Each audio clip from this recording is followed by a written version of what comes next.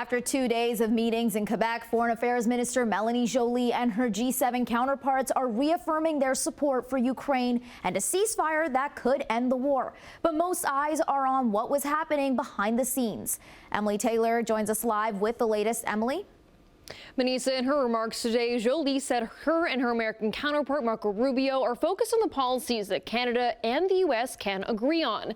But she wasn't shy about saying Canada will never be the 51st state.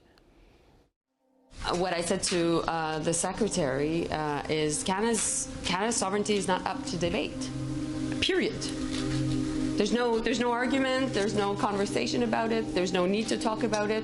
A clear message from Foreign Affairs Minister Melanie Joly to the U.S. Secretary of State. You're here, you respect us, you respect our sovereignty, you're in our country, you respect our people, period. Joly met with Marco Rubio one-on-one during the G7 summit this week in Quebec. And while U.S. tariffs and threats to annex Canada were not on the formal agenda, they were widely discussed behind closed doors. The Canadian government has made their position, how they feel about it, clear. The president has made his argument as to why he thinks Canada would be better off joining the United States for economic purposes. There's a disagreement between the president's position and the position of the Canadian government. I don't think that's a mystery coming in, and it wasn't a topic of conversation because that's not what the summit was about. Well, I think it's pretty clear that Canada, with a new prime minister, has the opportunity for something of a reset. And what you saw with the foreign minister today was exactly that.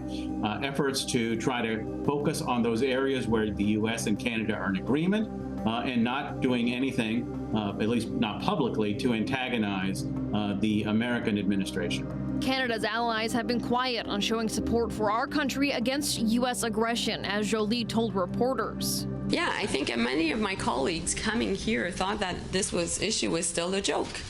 And that, this had to be taken in a humorous way. But I've said to them, this is not a joke.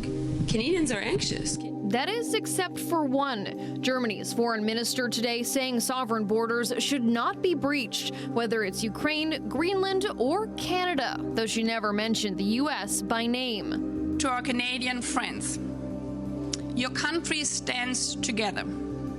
Canada's unity inspires us. We Europeans, we Germans, and Canada are not only partners, we are close friends.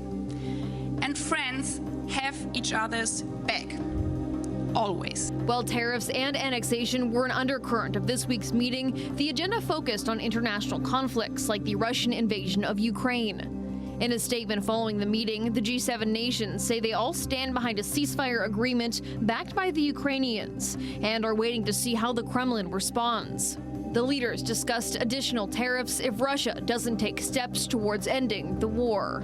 Sometimes you can count on America's attention being diverted elsewhere. And so I do think Putin is playing something of a longer game, trying to figure out maybe the future would be more hospitable for an agreement on Putin's terms, or more on Putin's terms, than the current situation is. This week's meeting is a precursor to the G7 summit that will be held in Alberta in June with the leaders of the group of 7 nations. As president of the G7 this year, Canada will get to set the agenda.